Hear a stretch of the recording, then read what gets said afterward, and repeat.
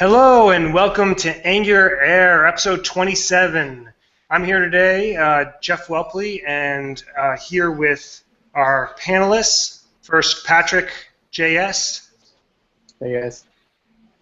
And Amy Knight. Hello. Today we are lucky enough to have Gleb bahmutov here to talk about performance, testing, and everything in between. Gleb, you want to say hi? Hi everyone, good to be there. Thanks for inviting me. A couple quick announcements and then we'll get started. If you have questions today, please tweet the hashtag NGAirQuestion, and we'll be checking that throughout the show. And next week, just as a reminder, we have Auth0 with a number of great guys to talk about security, so tune into that. All right, so getting started here. Gleb, thank you very much for joining us today. First, why don't you give us an introduction to yourself? Let us know a little bit about your background. So I work at Kensho, which is a financial analytics company. I've been here almost 2 years now. It's in Boston and New York City now, and we are about 40 people. We have a big Angular web app with lots of views, lots of directives, very high concentration of charts and data, but is used by financial companies, banks, hedge funds. Before that, I was doing data visualization at Mathports, and then computer vision stuff before. So the front-end work is pretty recent for me, maybe 5 years, but I've been kind of fell in love with Angular, and I've been using it for 2 years now, and kind of never looked back. Before that, I used Dojo Toolkit, and that was a good framework, good library, but nothing compared to the speed and ease of development that I feel AngularJS gives you. That's awesome. So you've done a lot both at work and you blog a lot. You've written a lot of open source libraries.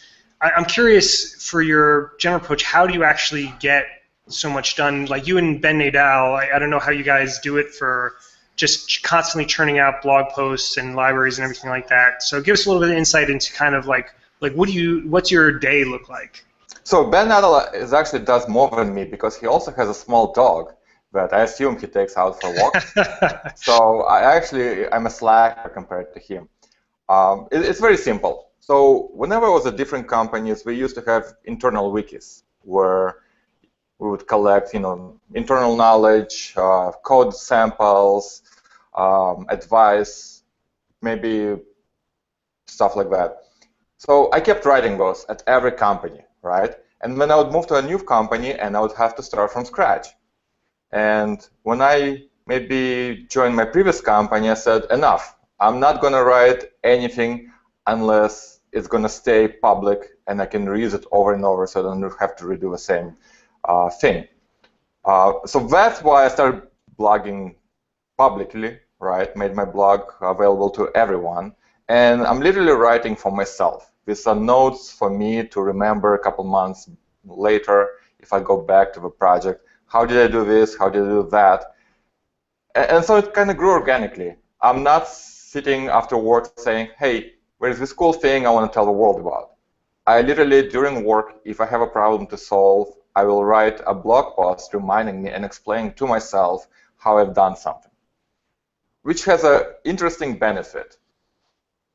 Whenever someone new at a company asks me, how do you do that or this, I can literally just send them a link to the blog post. People even joke that for a new employee, the first 3 months, 50% of my messages to you will be just links to my blog posts. That's it. Someone asks a question, I'm like, oh, I wrote about this, here's a link, just read it and then come back if you have more questions. So it's been super productive. I think blogging during work hours, but under your own blog, could be a problem at some companies, right? Because you're doing something, instead of working. But I consider this very important work. And because we reuse the same knowledge over and over internally, the company, Kensho, is just happy that I'm doing this. It's literally a note to myself in the future. And luckily, it's a note to everyone else. It's not that difficult, Jeff. I know you're doing a lot too, so. No, I don't do too much. I stare at the wall most of the day. So, So let's get into some of these topics. So the stuff that you talk about a lot about on your blog post and at conferences, everything like that. Starting off with performance, and I think Patrick had a good question to start off here. Yep. Yeah. So for some reason, people are associating React with performance and Angular 1 being slow. And what we're hearing is that yeah, can you explain a little bit about that and why people are making these kind of associations? Absolutely. So one thing we have to take into account is what framework does, right? React is just a virtual DOM rendering diff, right, library. It's a utility. It's just computing the difference between a model and the DOM and then efficiently updating the DOM. Angular does a lot more. Maybe in percentage, I would say that if Angular is 100% in features, then React is maybe 20–25% tops. The way React approaches problems is by giving you a super powerful tool where you don't have to think about what's going on under the hood. You literally can say, here's my data, just put it in my page. And then Angular figures out how to do it. React, on the other hand, asks you to program the whole thing yourself.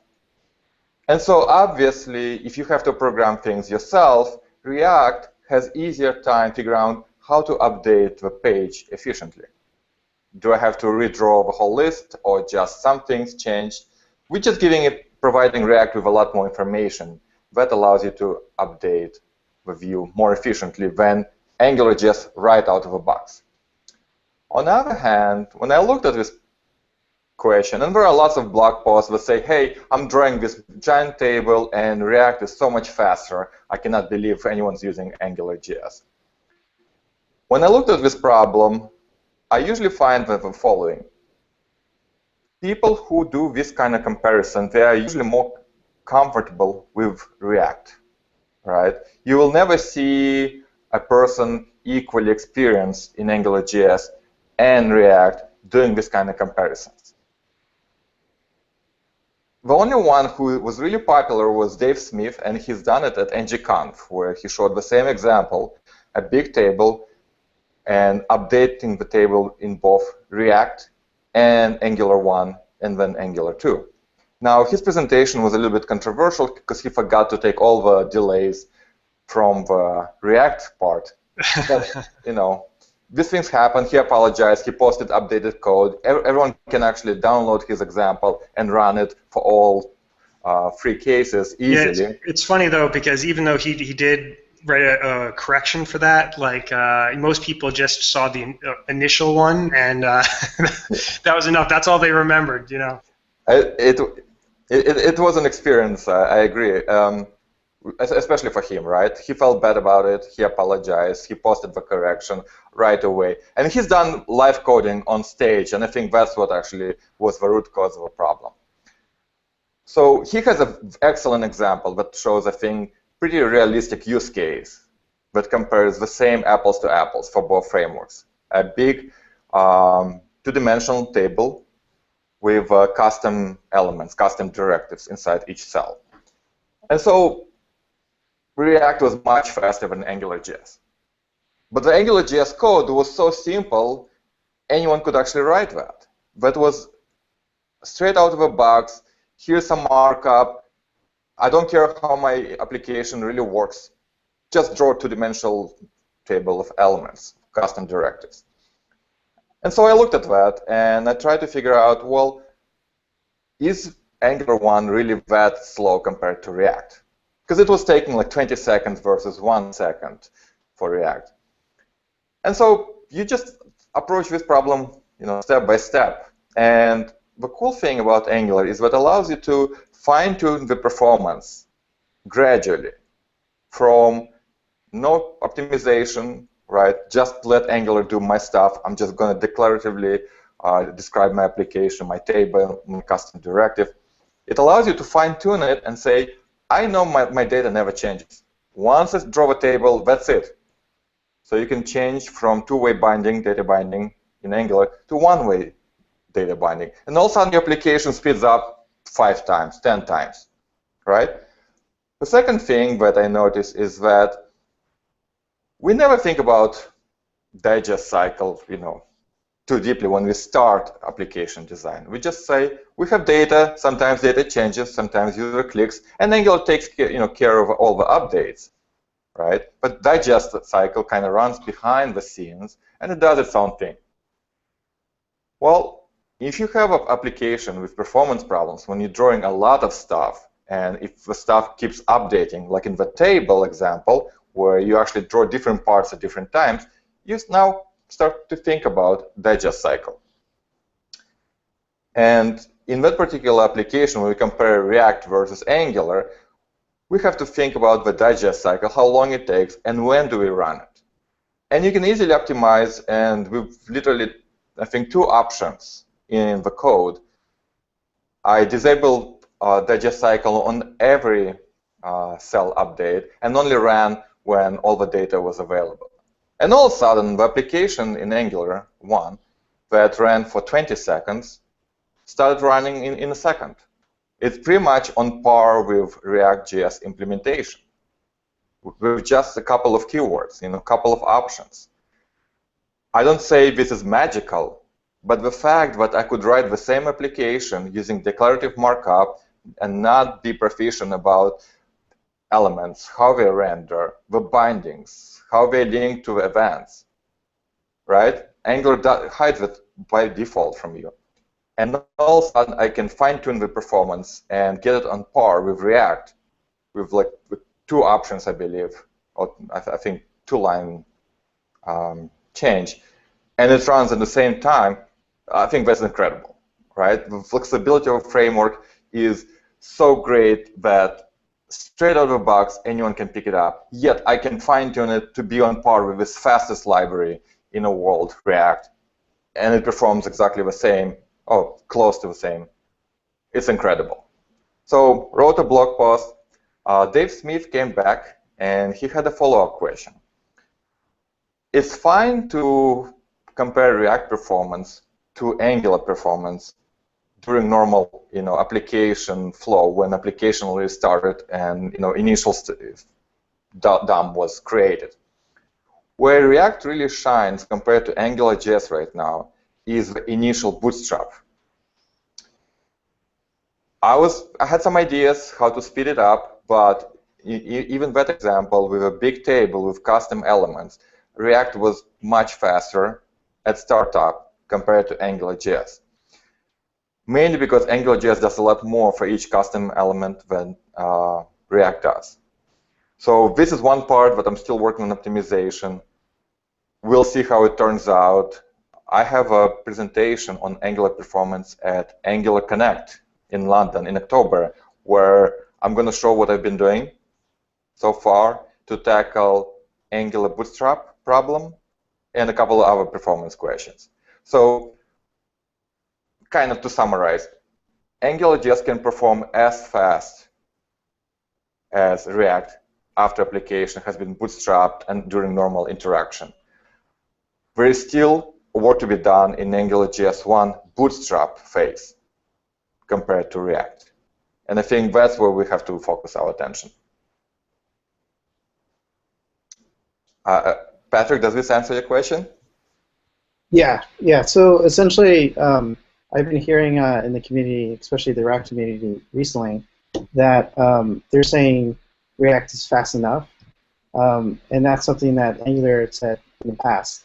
And they're recently saying this because there was a conversation of native being faster than React. There was a blog post about that. So it's kind of interesting seeing that the same conversations happen exactly the same with that community. Yep. This conversation will happen over and over.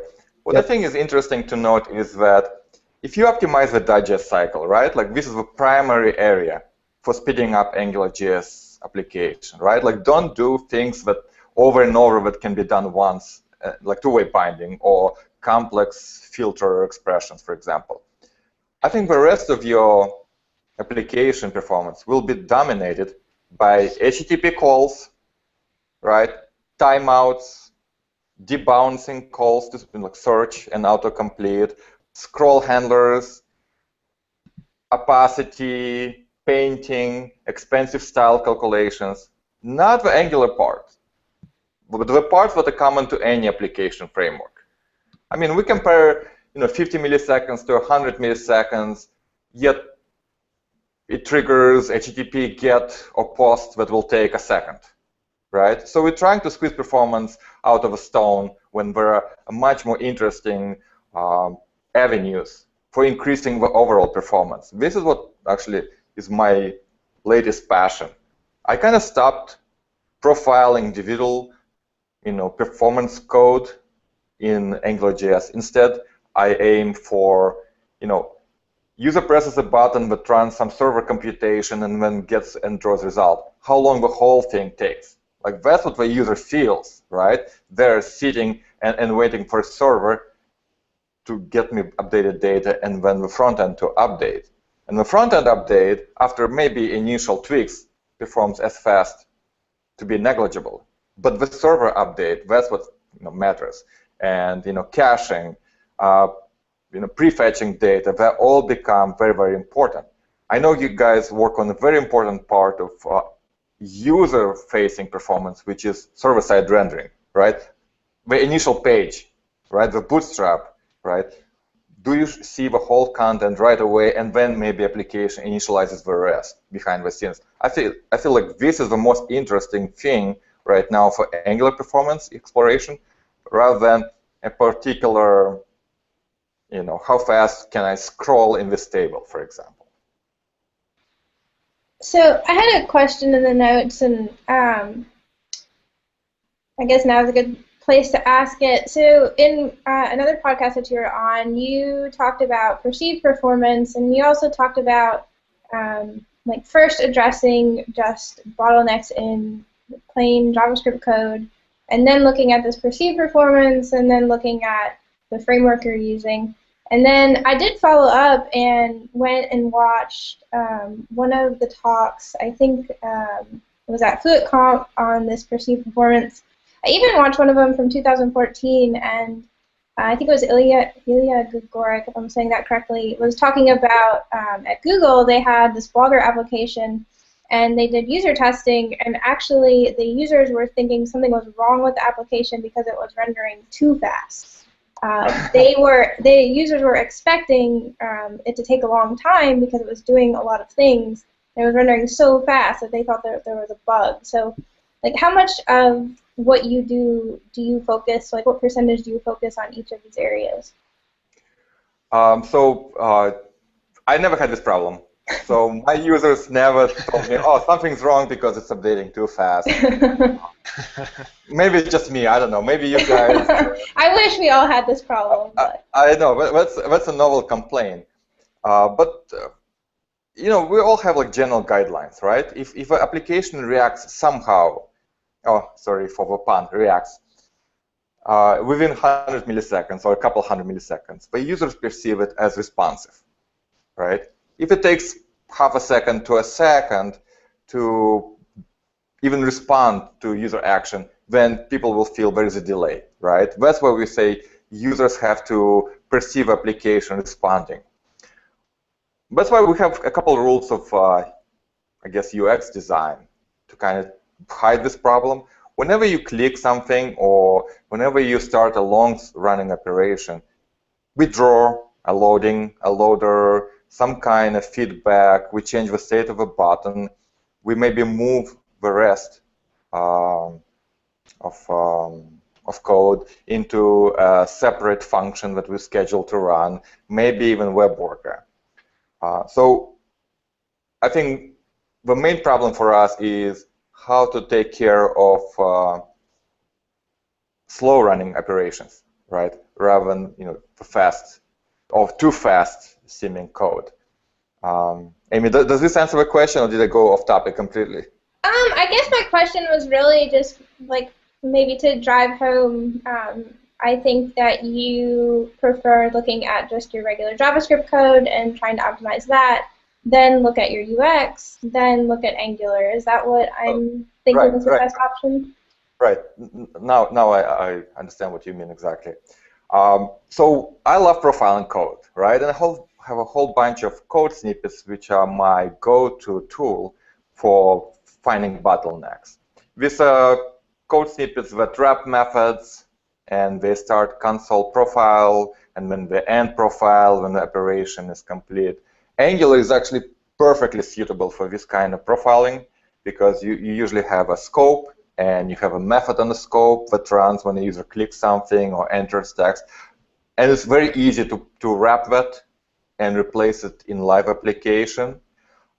So I do that all the time.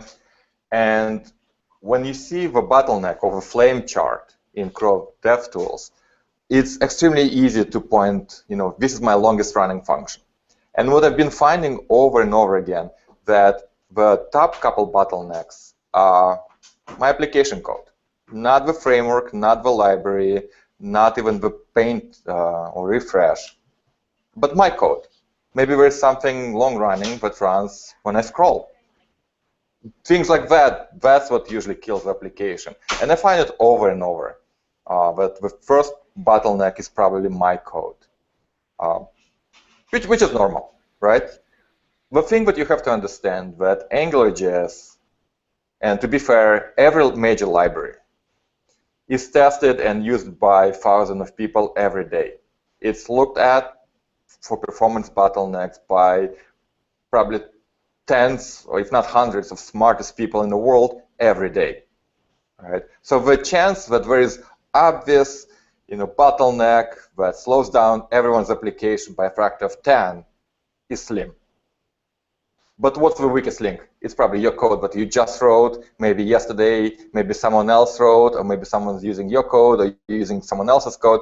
That's the weakest link. The chances are that's the thing that causes a bottleneck. And once you remove those, then you probably have framework-specific code, right, that causes bottlenecks. Again, profiling. I think you are right, Gleb, but the criticism that I think people that are more even-handedly, not just trolls, like people who are actually trying to be somewhat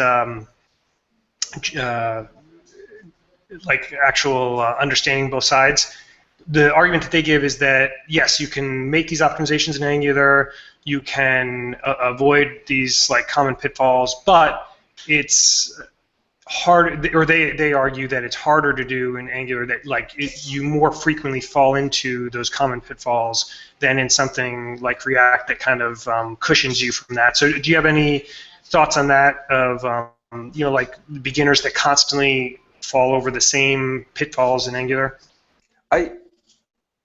Excellent point. But you have to think, where does a beginner with a React or Angular starts from? With Angular, you start with usually HTML, a mockup, and then you add the dynamic nature, right? You add scope, you add HTTP gets, all sorts of things. So you actually start with working application with minimal amount of coding, maybe from a mocks by designer. And then you add application code, and then you probably hit performance problem as you're trying to show more data. At least that's my case, how I start programming. In React, you have to start with coding, right? There is no easy kind of, hey, let's prototype this, let's see if this is what user is looking for, right? You have to start writing code right away, which might be great for people who love, JavaScript right away, who love, generating code in themselves, or markup themselves. So this is starting from completely two different points. If we, for example, plot where the users start maybe on a graph or on an axis from markup all the way to performance, Angular starts almost at the very, very edge, right? You just write static prototype, and then you extend it with directives and ng-repeat and things, and then custom elements. While in React, you have to start almost right in the middle and then move to performance, right? So it's completely different starting points. And so to say, yeah, but straight out of the box, my React code will be faster is unfair. I would say you should compare AngularJS code after you made the markup, after you have markup, after you applied the directives and custom directives and elements, after you showed it to a customer, he confirmed that this is what he's looking for, and then you maybe improve optimization by looking, am I computing unnecessary filter expressions? Does my ng repeat do too much work? And stuff like that. Now you can compare the two frameworks, I think. Yeah, it's funny with that point. I wrote an article, blog post about why developers love Angular a couple months ago, and one of the biggest things I talked about there was that the thing that you're touching on, that it is easy to get started with prototype app and everything like that, and that leads to a lot of the popularity and helps a lot with Angular. And it was funny to see on like Reddit the sort of very nice people who usually log into Reddit sort of not so nicely talk about how who cares about the fact that you can write some trivial app or whatever, and I don't think maybe they get it as much that actually does have a big impact. It lowers the bar of entry and that type of thing. So yeah, I think that definitely does help. I mean, Jeff, like if we start writing code right away, right, we usually code something that the customer doesn't need, right? And I think Angular allows us to create a mock that might be functioning very, very little, and then extend it and make sure that we're creating something that the customer needs first before we invest in a lot of programming, a lot of testing, a lot of code structure. I think Angular is perfect for that. Yeah, so you bring up a really interesting point with React and Angular, how React you start in the middle and then go to performance. In Angular you go from templating on, right? Yeah. So like what's interesting and funny, if anyone remembers the Backbone days, this is back when Backbone was like huge, you don't have this like collection problem with that because you start in the middle as well. You start with the code and you're forced to do your filters before it renders. You're forced to do everything before it renders. And it's interesting to see like the same exact argument saying like, oh, this is how you should do it, and it makes sense now. So I think on one hand, the technology evolves. On the other hand, it might go kind of in circles. The middle right? rather than from HTML on. So yeah, it was pretty interesting. Sorry, Patrick, the connection was breaking up. Yeah, my internet's pretty. So let's move on here actually, because I do want to touch on a couple other things that Gleb, that you're heavily involved with, and this second major thing is testing. That you are a major advocate for test-driven development. You've again written a lot of libraries and that type of thing, and you actually have a talk coming up next week, I believe, at the New York City Angular meetup talking about testing. So can you give us a little bit of preview of what you're going to be talking about there? So first of all, Jeff, you're organizer of AngularJS meetup in Boston, which is an excellent meetup, really popular. And I'm sorry that I'm taking this talk to New York City, right? I apologize. But we did open an office there, so I need to show that. You owe me one. I know, I definitely owe you. So I'm tired of crappy code. Like, I'm tired of things breaking, right, at any random points. So testing is extremely important. AngularJS on its homepage actually claims that it's testable, and I do believe it's very, very testable. Compared to Dojo or jQuery-based applications, Angular is extremely modular. The dependency injection is an excellent mechanism that makes it very testable. But if you just take AngularJS straight out of the box, if you do Hello World or to-do list example, and if you try to write unit tests using Angular mocks, you have to write so much boilerplate, right? You have to do things that AngularJS in a production code does for you without you knowing how to do it, like creating controller or a scope, right? You never think about those things. But if you write unit tests, all of a sudden you have to do this, and you have to know how to do this. It will become very, very frustrating, and it doesn't allow you to test easily. So after a while, we created a library, first for our internal use, and then we open source it, called ng-describe. So it's kind of play on words for Angular and behavior-driven describe from Mocha or Jasmine frameworks. So ng-describe tries to take all the boilerplate code that you have to write when you try to unit test and hide it from you. So marking modules, injecting providers, spying on functions, HTTP backend, marking modules or particular providers. It's all there. So we kept extending ng-describe if we had some other testing needs. All of a sudden, it became very, very popular. Probably in a couple, like 3 days, we hit almost 300 GitHub stars, like 3K visitors. Google team retweeted the tweet about the library. It's an extremely useful library. We now have higher code coverage than at any time in history, and we're writing a lot less boilerplate code when we do unit testing. It's literally writing unit tests became the same or conceptually the same as writing Angular application. You say, I need these modules, I need to inject these values, I need this controller, and maybe this custom element. And everything happens behind the scenes, and it gives it to you. And then you can do all your assertions. I think there's no equivalent testing library or testing helper for AngularJS. There is a new one called bar.js that does a little bit of faking stuff, which is nice, and helps you with injections, but nothing but as complete and allows you to test and mock and do everything for you. So we've been extremely happy with what we wrote, and we're extremely happy that people are using it.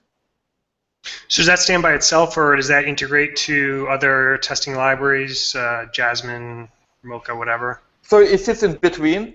It's just helpers. It needs Jasmine or Mocha. So literally, it only requires you to have global describe before each, after each. That's all it assumes. So you can use any BDD framework or library with it.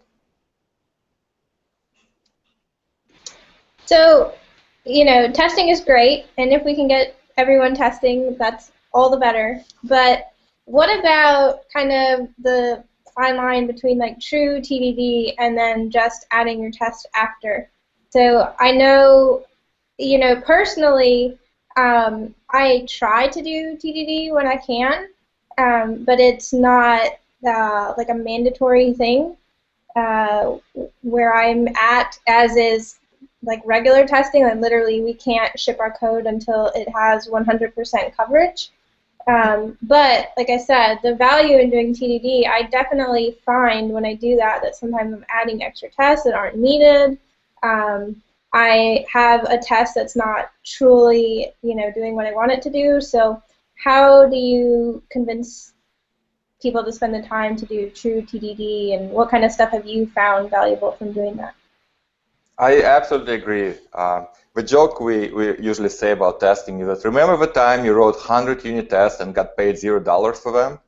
Like nobody pays for unit tests, right? And this is true in any language, any application, any company in history. You don't sell unit tests, right? So the approach that we take, trying to convince people that we have to spend time writing unit tests, is that you will have to iterate. Right? In order for you to make money, you'll have to write code, and then you have to iterate until you get all the features. The word test never occurs in that sentence. What people implicitly say is that you will have to iterate and keep the code or your application working. Right? That's kind of implicit assumption. But when you rewrite code or when you add a new feature, the previous feature that you showed is still working. Right? And how do we guarantee that? Well, by testing. So I think if you bring that into conversation, people say, yeah, you have, okay, write some tests. When do you write the test? Before you write code or after? I think it doesn't really matter. What we've been doing is a hybrid approach. If you write, let's say, Angular filter, right? Very simple, just as a function, literally. Maybe services, then you can do TDD, test-driven development, right? You can write your unit test before you actually write the filter or a service. Because it's just logic, right? It's not state, it's not UI, so it's easier to write it before the fact. Custom directives and custom elements are usually more complicated, and you would have to iterate, and usually your first pass at a custom element or custom directive is not what will be the final product. So you'll have to show it to people, they'll give you feedback, you'll have to add ng class, ng style, ng ifs, ng show. So usually we write for custom elements a unit test, a simple unit test, after the fact. Okay? So for us, it's a combination. We're not, I would say, religious about that, but we kind of try to write unit tests. We kind of also do maybe a lazy testing, and that means we'll write or we'll create an application, right? Part of this application will be this new feature. We'll show it to the customer, maybe we'll get feedback, and only when the customer says, yes, I like it, it will stay in, then we'll look at that and we'll say, do we need to refactor for long-term maintenance? Do we want to write a couple tests just to make sure it works from now on? So we don't write it like immediately. We write it after we know this feature will stay in. And then that's what is really needed. Of course, yeah, that definitely makes sense. We would want to go writing tests before the feature's been approved by the by your client. But what about, too, you know, like going through the extra effort to rip out logic from your view so that you can test it in the controller? Like I know some like the people I talk to, you know, there's like that, you know, it's easy to just go throw a bunch of stuff in your view. Like, yeah, it's bad for other reasons too, but you know, you think it's worth the extra effort to rip that stuff out so that you can test it more easily, like in unit tests rather than like a, you know, an end-to-end test? Yeah, we hit this problem all the time. It's very tempting, right? Just to throw HTTP GET into controller and be done with it. It's very easy to hardcore URL rather than inject it from, you know, through a config file into your controller. We have to constantly fight it. I don't think there is any magic bullet, but we do try to point during diffs when we do code reviews, when before the code gets committed, is, hey, you're mixing HTTP GETs with your controller. Or like this, you're doing a lot of data messaging before you actually, you know, put it in a scope, so that when you put it in dump, maybe it could be a separate service. Right? Maybe you don't write the unit test for everything right away, but moving it separately into a separate part makes it easier to unit test it later. Right?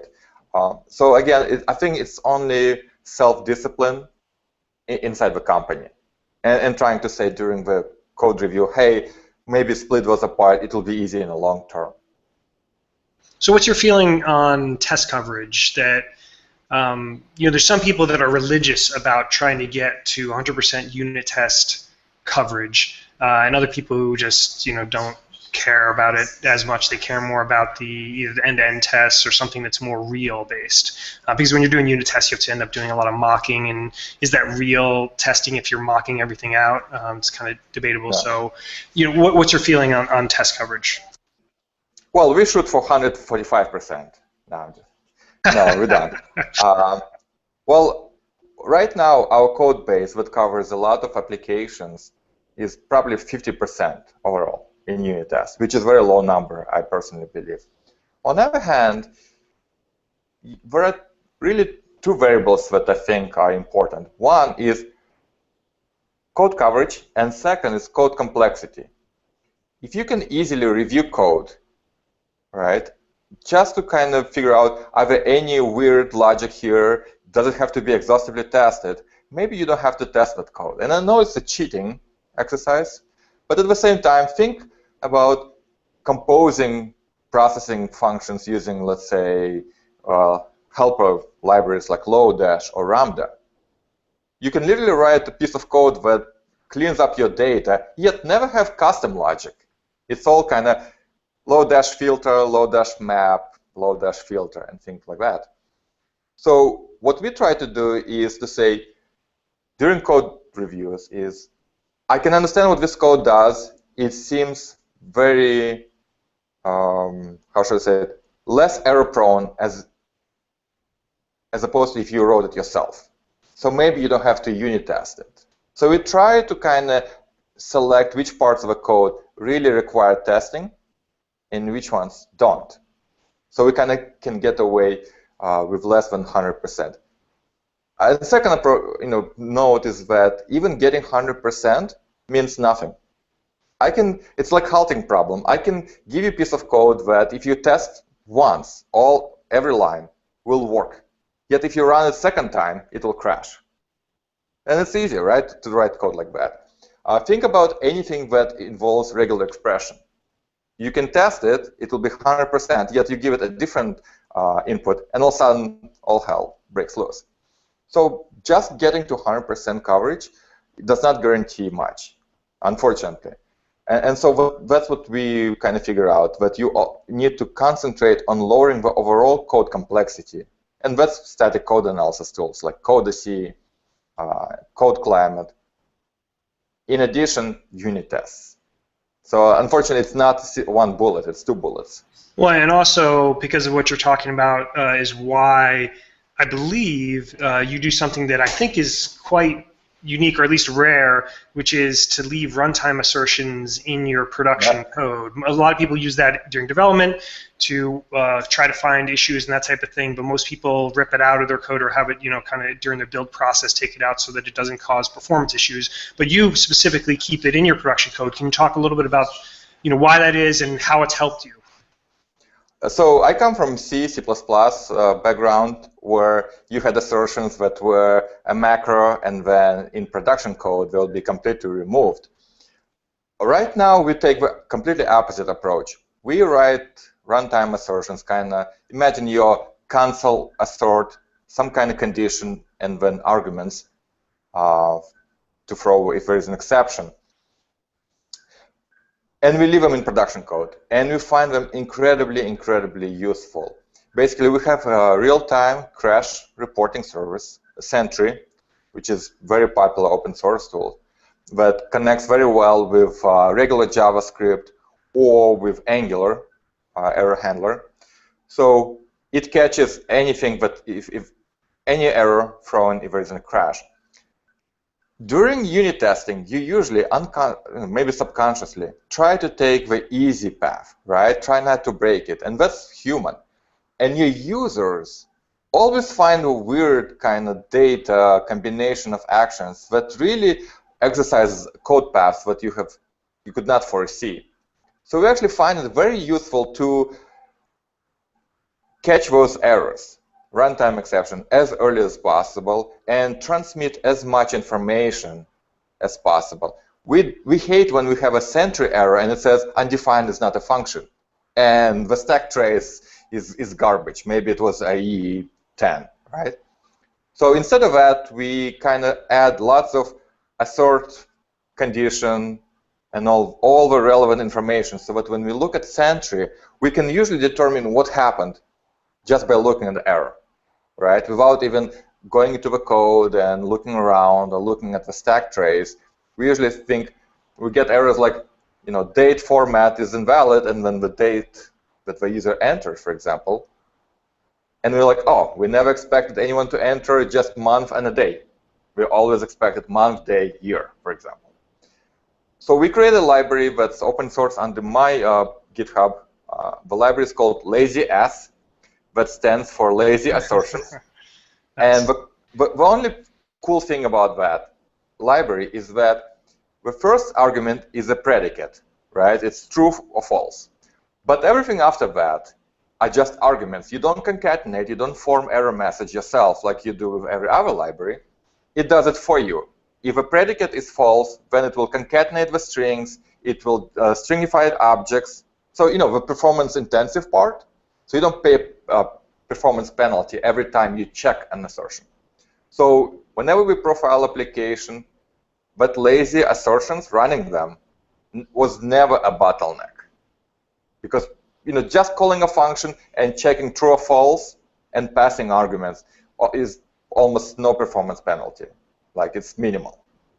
Only if you do string concatenation, then you pay a huge performance penalty. So that's why we wrote LazyS. Yeah, it's funny because I don't think you've told me this, talked about runtime assertions in the past with me, but I don't think I've appreciated it until I recently, went live with one of our projects and using Sentry, and I got a lot of the errors like you are mentioning where you just don't get the stack traces or whatever else, and it is extremely frustrating and hard to track down and stuff like that. So I can totally see the usefulness of having those runtime assertions. Yeah, and we use the same library of assertions and predicates in our unit tests. So we never have to remember, oh, should I use like expect to be because it's production code? Can I do that? We always use the same predicates, the same assertions in both places, so we never have to remember the difference. Okay. We're getting near the end of our time, so I just wanted to have one final question, and then we'll do our picks and kind of wrap up. Sure. One thing I wanted to make sure I asked is something that I saw that you've said before, online about how you love Aurelia, and you've obviously are technologists. You use a lot of different stuff. You've started to look at Angular 2, I'm sure. So basically, I'm going to put you on the spot right now, and I want you to pledge your allegiance to Angular 2 and forget about all this other React, so Aurelia stuff. Let's hear you say it, and what are you going to do basically in the future? Do we have to do like, can I point a like secret symbol or something when you pledge? So just to be transparent, we use AngularJS. We brought everything up to using custom directives. We don't use controllers. We pretty much stay up to date. We also run a bunch of React stuff for our charts and graphs. Like React pretty much replaced a lot of custom D3 logic, and it plays very nicely with Angular. We also use reactive extensions, RxJS for Angular, to pipe the data. So even if we wanted, we could not go to Aurelia anytime soon or easily, right? We don't want to rewrite everything. At the same time, let's be fair. Angular 2 is not Angular 2. It's not the second version of Angular 1 that we all use right now, right? If we were kind of following semantic versioning, it would be probably Angular 10, or should have been Angular 10, or should have been a completely different name, right? So we kind of feel right now that Angular 1 feels slightly dated, having its own module system, for example, having to recreate, controller S syntax, so it's objects. We're looking at Angular 2. We love ES6, and we'll see how it develops. Definitely, we will continue using Angular 1, and we hope that Angular 2 kind of is updated, ES6 compatible, plays nicely out of the box with Webpack and stuff like that. So I will pledge it. A very diplomatic answer. I will definitely pledge it, right? And I will work hard to make sure that we solve all the path upgrade problems, integration with other libraries. But I would say Aurelia feels a lot closer to being Angular 2 than Angular 2 feels right now. Okay. Well, to be continued, but we'll have you back on in 6 months once Angular 2 is out there and get your thoughts on where you're at. Absolutely. Okay. Let's go to Amy. Can you check the Twitter NGR questions? Yep, so we have one already, and after that I'll go check for more. But the first one, they are saying 100% test coverage means a lot if you cover all equivalent classes when you write tests. What do you think about that? So what does it mean by equivalence classes? I am not 100% sure. I was hoping someone else knew. So unfortunately, I don't understand the meaning of this question very well. Yeah, I'm a little unclear as well. But as I pointed out before, 100% probably means if the code. Maybe they're meaning like different services as well. I'm not sure, or things that your code would rely on. I'm not positive. Jeff, do you have any thoughts? Yeah, it's funny because the first time I read this, I thought I understood it, but then I think basically, if I had to interpret this, it's just that you were saying I think maybe that 100% test coverage isn't that important, but he's trying to say that it's one thing if you have like 50 versus 60% is maybe who cares. But if you achieve like 100%, that's actually saying something because you've managed to actually figure out like every path, and that is kind of quite an effort. I mean, maybe does that have extra value achieving that number, or is it just totally arbitrary? I think covering every path, right, like if-else branch, is a good strategy. Except again, if you use third-party library, if you use regular expressions, right, but data coverage or types of input, that becomes a problem. And we're actually working on a library that will compute the data coverage rather than path coverage. Let's say you parse date. You run through our preprocessor, kind of like Istanbul equivalent, and then it will tell you, this is the dates that you covered in your unit test. And then you can look and say, oh, we haven't covered anything before 1970. For example. So try to figure out data coverage as opposed to just statement or branch coverage. Things like that. I like what you said earlier about not just going by coverage, but there's a lot of other tools out there to look at metrics. And then again, too, I don't know, this might be a given for a lot of people that have been doing this for a long time, but for me, I haven't been doing this all that long. I always try to just write out the different assertions, like literally the different if blocks that I'm going to write based on what I've just done, or if I'm doing TDD based on what it needs to do, and then go and fill in the test, and then look at my coverage to see what I've missed. Because if I just rely on the coverage, then I kind of end up looking at that as the deciding factor about what I'm covering, rather than actually thinking through, what are the edge cases, things like that, rather than just like, is the code being exercised? I think you can achieve 100% code coverage very, very easily, and I'll tell you a secret. In your code, a comment, Istanbul ignore start, that's it. The whole thing will be covered. Nice, nice. Okay, we got to wrap up, guys. It's been really fun today. Just a couple quick announcements. Next week, we're going to have another awesome show with Auth0, Martin Gonto, Jeff, a lot of other, not me, Jeff Goodman, which is going to be a great conversation on security in Angular apps. And if you have questions for Gleb that maybe didn't come on here, continue to post them. I'm sure Gleb will be happy to kind of answer anything that you may have after the show as well. So let's do picks. Amy, you want to start us off? Sure. So I mentioned earlier these different FluentConf talks on perceived performance. So those are going to be my picks. There's one from 2015. That was a keynote, which is pretty good.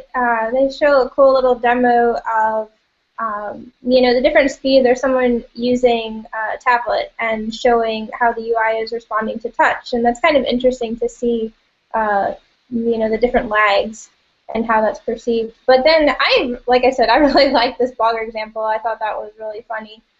So the talk from 2014 on the topic also was pretty good. So I'll put both of those in the on the page up on Google. Cool. I will go next, and Gleb will get the honor to do it at the end. So I have two picks. The first of which being, I forgot to mention, but Kent C. Dodds is not here today because he is en route to Midwest.js to give a talk there. So I'll post a link to that, and we wish him all the best. He'll be back next week. Patrick, by the way, had to drop off. He had some connection issues. The other thing, my other pick, is an awesome service that I just started using last week, and I would highly, highly recommend it to everyone listening.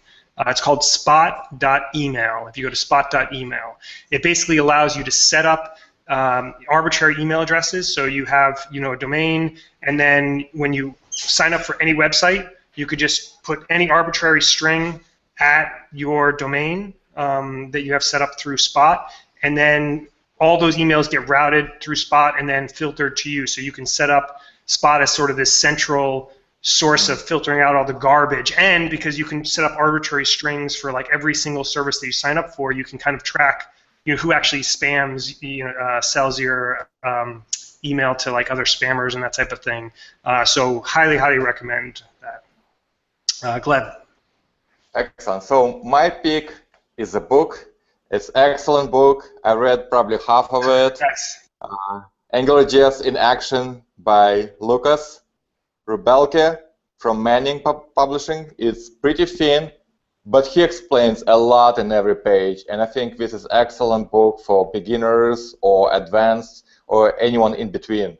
Excellent AngularJS book. So that's my first pick. And second, I think at the end of September will be AngularJS remote conference. Jeff, do you know? Right. Do you want to talk about that? It's an excellent idea. You don't have to travel, so pretty good environment. I think right now the first couple speakers are very good, but we're confirmed, and the call for proposals is open. So Angular remote conf. Yeah, it's a great pick. Kent is signed up. Lucas actually is signed up as well. I know a bunch of other people that are in the process of submitting some proposals and everything like that, so definitely check that out. Yeah. All right, great. Thanks a lot, guys. Thanks, everyone, for joining us. See you next week. Thank you, guys. Bye. Bye.